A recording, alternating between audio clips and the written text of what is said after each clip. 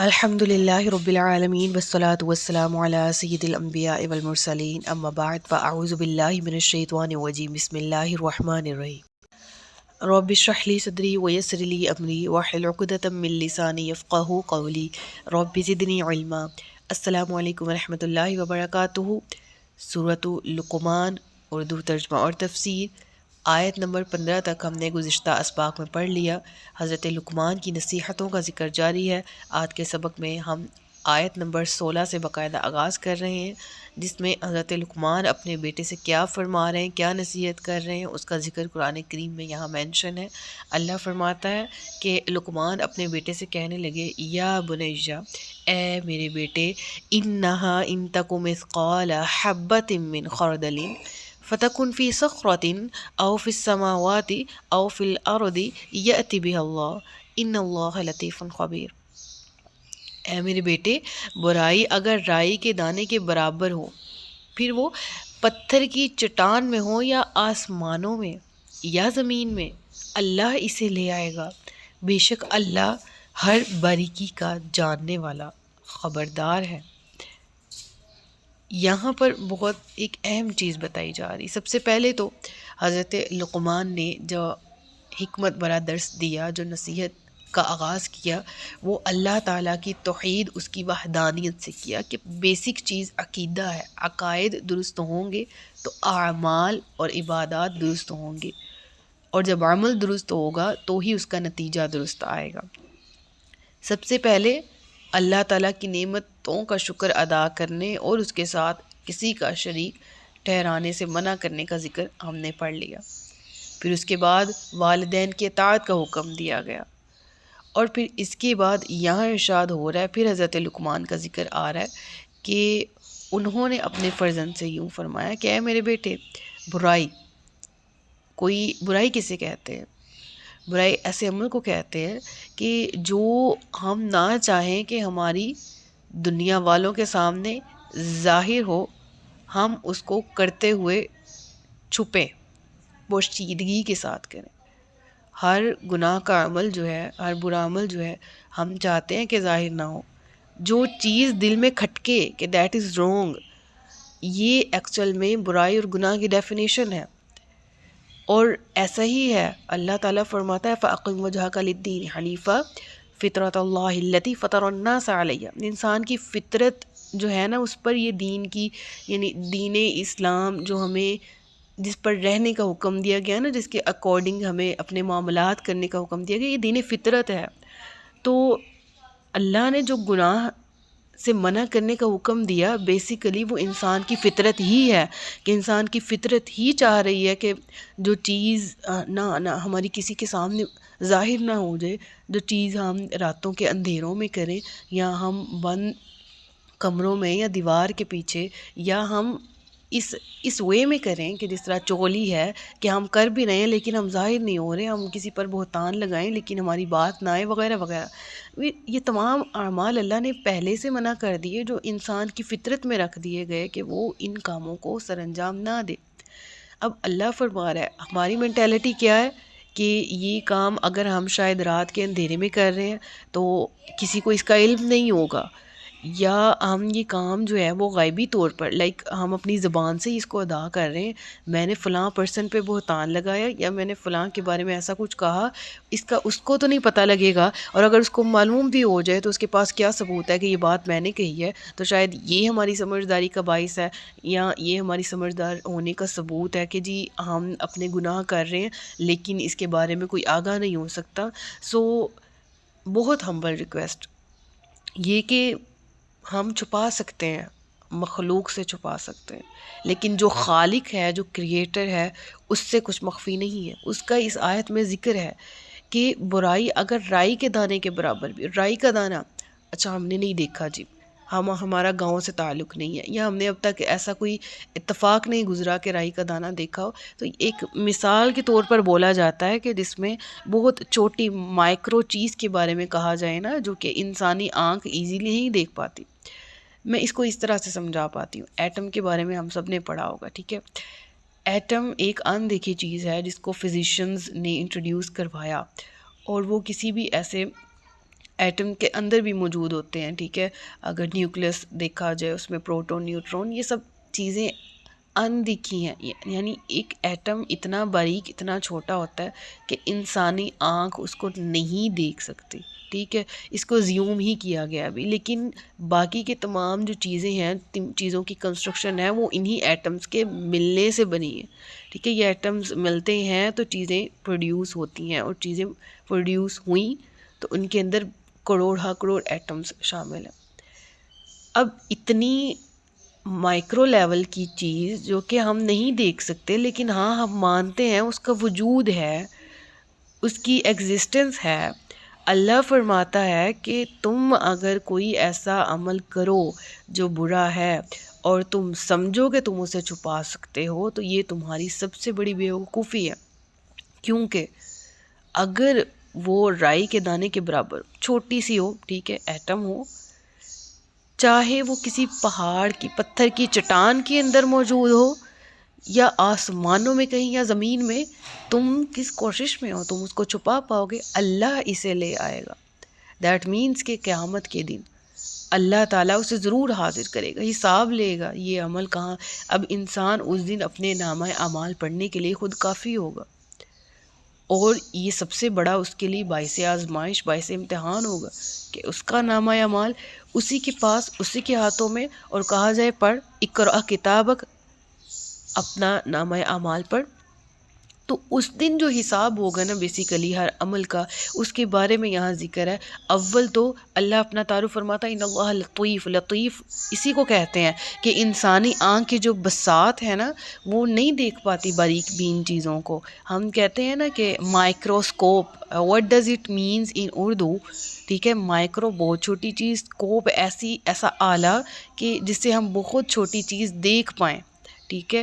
اور ایسی چھوٹی چیزیں اس کائنات میں ایگزسٹ کرتی ہیں کہ ایسی مائکروسکوپ ایجاد نہیں ہوئی کہ جس میں وہ چیزیں دیکھی جا سکیں. اور پھر بالکل اسی طرح سے ایسی بڑی چیزیں بھی کائنات میں ایگزسٹ کرتی ہیں کہ ہم ٹیلیسکوپس وغیرہ لے کر پورے آسمان کا معائنہ کرنے نکل پڑیں تو ہم نے بہت سی ایسی چیزیں جن کو ابھی تک نہیں نہ جان پائے نہ وہاں تک پہنچ پائے. کیوں؟ ہمارے پاس ایسے آلے نہیں ہیں.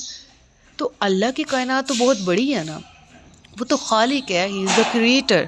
تو اگر اس کے تعارف کی بات کریں فَمَن يَعْمَلْ مِثْقَالَ ذَرَّةٍ خَيْرًا يَرَهُ وَمَن يَعْمَلْ مِثْقَالَ ذَرَّةٍ شَرًّا يَرَهُ. ہاں تم کوئی چھوٹے سے چھوٹا عمل بھی کرو، کر کے تم بھول جاؤ، کل کر کے تم یہ سمجھو کہ یہ بلا دیا جائے گا، یا کر کے یہ سمجھو یہ چھپا ہے اور یہ چھپا ہی رہے گا، چھپا دیا جائے گا، قیامت کا دن اللہ اسے ضرور حاصل کرے گا. اور پھر جو ذرہ برابر بھی نیکی لے کر ہے اسے اس کی نیکی کا اجر دیا جائے گا، اور جو ذرہ برابر برائی کرے اسے وہ دیکھے گا، اسے معلوم ہوگا، اور اللہ تبارک و تعالیٰ اسے اس کے اعمال کے مطابق جزا یا سزا دے گا. تو بظاہر چھوٹے سمجھے جانے والے جو اعمال ہیں بعض اوقات کس طرح ان سے گرفت ہوتی ہے، یہ بات ہمیں ان آیات سے سیکھنی چاہیے. اور واضح طور پر یہ بات بھی ہمیں سیکھنی چاہیے کہ جب نیکی کریں نا تو ہمیشہ اس کو اپنے لیے ناکافی سمجھا کریں. That is not enough for me at all, because اللہ تبارک و تعالیٰ نے ہمیں پیدا ہی اس لیے کیا ہے کہ ہم کریٹ کیے گئے، ہم پیدا کیے گئے ہیں. لقد خلقنا الانسان فی احسن تقویم، فرما کہ اللہ تعالیٰ ایسی بہت سی آیات میں بھی ارشاد فرماتا ہے کہ وما خلقت الجن والانس الا لیعبدون، ہم نے جنات اور انسان کو پیدا کیا الا لیعبدون، عبادت کے لیے. تو یہ جو معاملات ہم کر رہے ہوتے ہیں نا، بیسیکلی نیکی کرنے کا جو کانسیپٹ ہے یہ ہمارے اپنے ہی لیے ہے. نیکی کرنا صرف نماز پڑھنا یا زکوٰۃ ادا کرنا یا حج اور عمرہ پرفارم کرنا یہ نہیں ہے. نیکی ہماری ڈیلنگ ہے. اللہ تعالیٰ نے جس طرح ہماری اخلاقیات ہماری نیکی ہیں، ہم نے بزنس کیسے کرنا ہے وہ اپنے قواعد کے اندر رہتے ہوئے کریں گے. جو اللہ تعالیٰ نے جو دین اسلام نے بتایا یہ بھی نیکی ہے. ہم نے اپنے والدین سے کیسے ڈیل آنا ہے، ہم نے اپنے بہن بھائیوں سے اپنی اولاد سے کس طرح ڈیل کرنا ہے، یہ تمام ڈیلنگ کے طریقے ہیں اور یہ اللہ تبارک و تعالیٰ نے ہمیں بتا رکھے ہیں. اگر ان طریقوں پر ہی عمل کریں گے جن کو اللہ نے ہمیں بتا رکھا ہے تو یہ نیکی ہے. ٹھیک ہے، تو نیکی کا تعلق حقوق اللہ سے بھی ہے اگر ہم حقوق ادا کریں، اور حقوق العباد سے بھی، جس کا ذکر اگلی آیت میں آ بھی رہا ہے. ٹھیک ہے، تو یہاں تک جو معلوم ہوا وہ یہ ہوا کہ اللہ تعالیٰ باریک بین ہے، وہ خالق ہے، وہ کریٹر ہے، اس سے ہم کچھ نہیں چھپا سکتے، ٹھیک ہے؟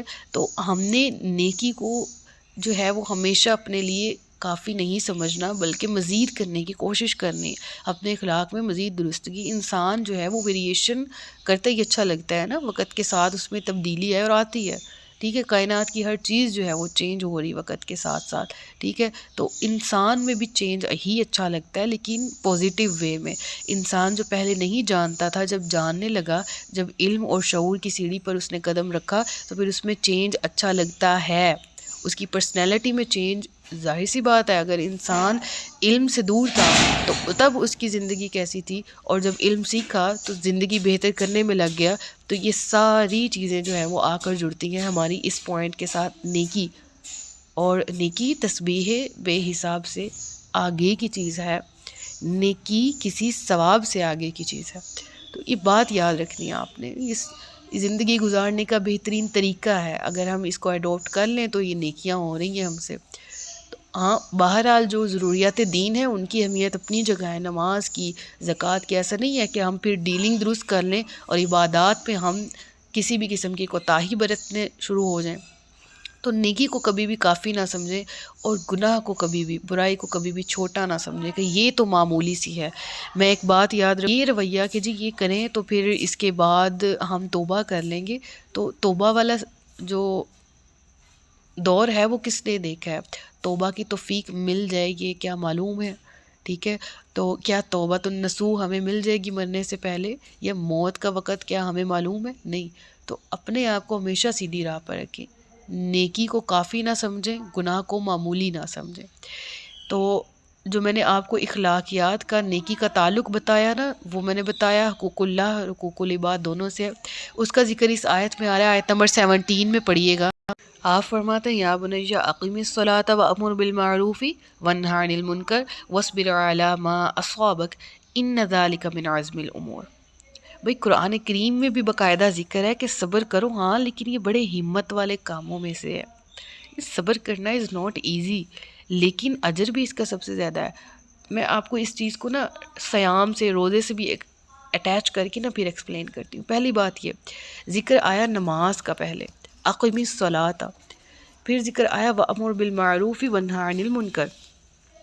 تو علامہ آلوسی رحمہ اللہ تعالی علیہ فرماتے ہیں کہ اس کا تعلق کس طرح سے ہے دونوں کا، یعنی اللہ تبارک و تعالیٰ نے مومن کی دو ذمہ داریاں بتائیں کہ اپنی ذات کی تکمیل اور دوسروں کی صلاحیتوں کی حد الوسع جو ہے وہ، حد الاستطاعت جو ہے وہ نشو و نما کی جائے۔ اپنی ذات کی تکمیل کے لیے حکم دیا گیا کہ اقیم الصلاۃ، نماز کا حکم دیا گیا، اور دوسروں کی تربیت اور تکمیل کے لیے ذکر ہوا امر بالمعروف ونہی عن المنکر، نیکی کا حکم دو، برائی سے منع کرو۔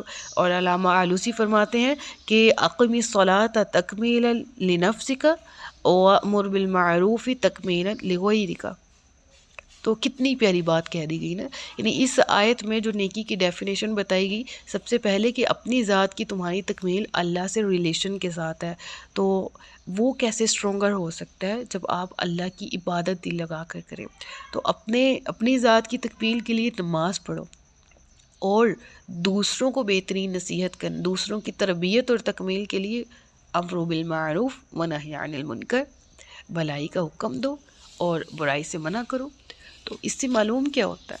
معلوم یہ ہوتا ہے سب سے پہلے یہ کہ واعظ جو ہے وہ، بہت پیاری ترتیب ہے اس آیت میں نا، کہ پہلے انسان خود نیکی پر ہو، پھر وہ دوسرے کو تلقین کرے، تو اس کی بات میں زیادہ اثر ہے، ٹھیک ہے؟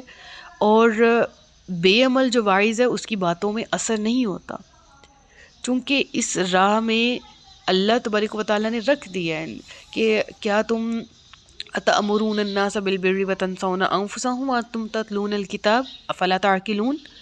سورۃ البقرہ میں اللہ تعالیٰ ارشاد فرماتا ہے کہ کیا تم لوگوں کو نیکی کا حکم دیتے ہو، خود اپنی جان کو بھول رکھے ہو، اپنی جان کو تم نے بلا دیا، عقل نہیں رکھتے تم؟ کیا یہ عقل مندانہ فیصلہ ہے؟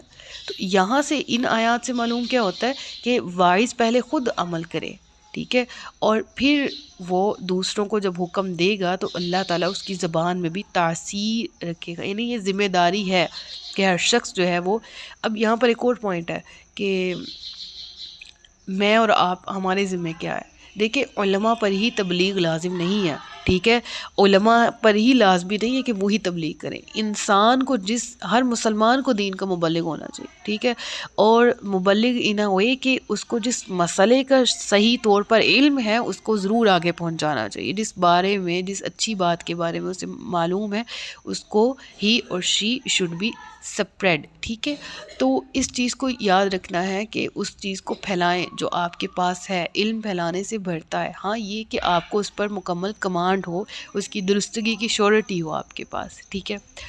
تو دوسری بات یہ کہ نماز، اچھی بات کا حکم دینا اور بری بات سے منع کرنا اور مصیبت پر صبر کرنا، یہ ایسی عبادات ہیں جن کا تمام امتوں میں حکم تھا۔ تو یہ بہت اہم پوائنٹ ہمارے سامنے آتا ہے کہ یہاں پر جو ذکر ہے حضرت لقمان کا دور، اور ہسٹری یہ بتاتی ہے کہ حضرت داؤد کے دور کے ساتھ حضرت ایوب، وہ سارا دور ان کے ساتھ میچ ہوتا ہے۔